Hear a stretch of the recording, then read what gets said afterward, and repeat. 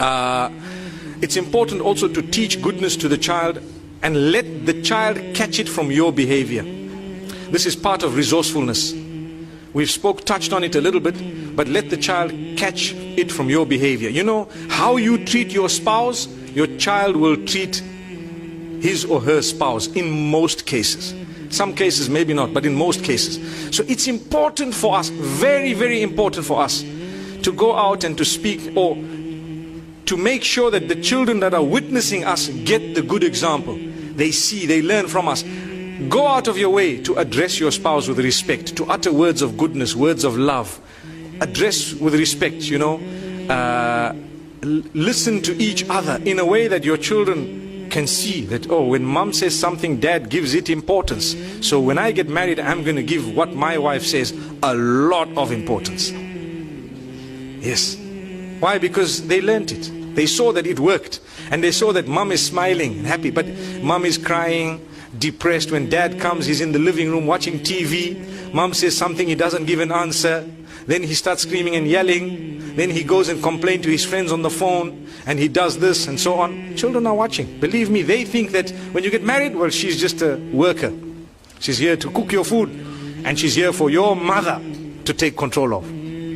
That's what they think, really. In a lot of homes, mothers take control of wives, of their children. So if I get married and my mother takes control of who I'm married to, is that why you were married? Well, if that's the trend we're set, then obviously it's the wrong thing, it's the wrong trend. We should have a good relation, but it must not be that. And we need to have a habit. I have a habit. I explain to my mom how much I love her.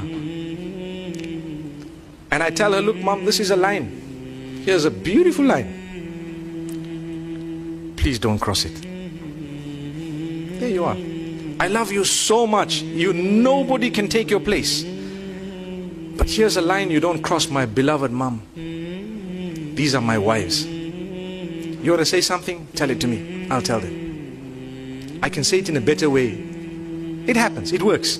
And sometimes when there may be a misunderstanding, and misunderstandings do happen, we have to take control. And the children are watching us. They know what's happening. They can see. So dad comes in, you have to be a powerful figure with love, But you have to be someone who cannot be trampled over. Affection. Your mother must never feel that you don't love her. No, you do. But she must know that, you know what, you cannot come and boss around my wife, because that's my wife. And that doesn't mean I don't love you. I really do love you. Maybe you cannot word it how I'm wording it to you now, but in your own way you need to say things. Because parenting, and a successful parent can only be a successful parent when they have minimized their own issues.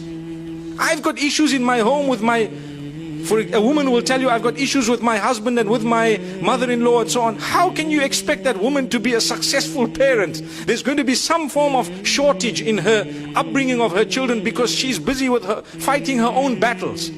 So to create that beautiful environment is the duty of the man. And this is why you cannot impose on your spouse to live in an oppressive house where people are trampling all over your spouse. You need to do something positive about it, because that is how you will help the next generation. Otherwise, all we're doing is we just completing the circle and let it carry on and on and on. And for generations to come, people are going to be oppressing each other because we couldn't stand up in a beautiful way. In a beautiful way. We're not saying go to the house and start creating a disaster. No, in a beautiful way. So it's important for us to know that, inshallah. And I know I've touched on it. It's a topic that might affect a lot of people, and people might appreciate what was said. But at the same time, I hope and I pray that less people are being affected by it as time passes, because it is us who can make a difference. You know, when your children are married, give them their space, give them a little bit of their freedom. Make sure that you don't want to control every aspect of their lives and so on. You should have already given them the skills to manage their own lives by the will of Allah subhanahu wa ta'ala.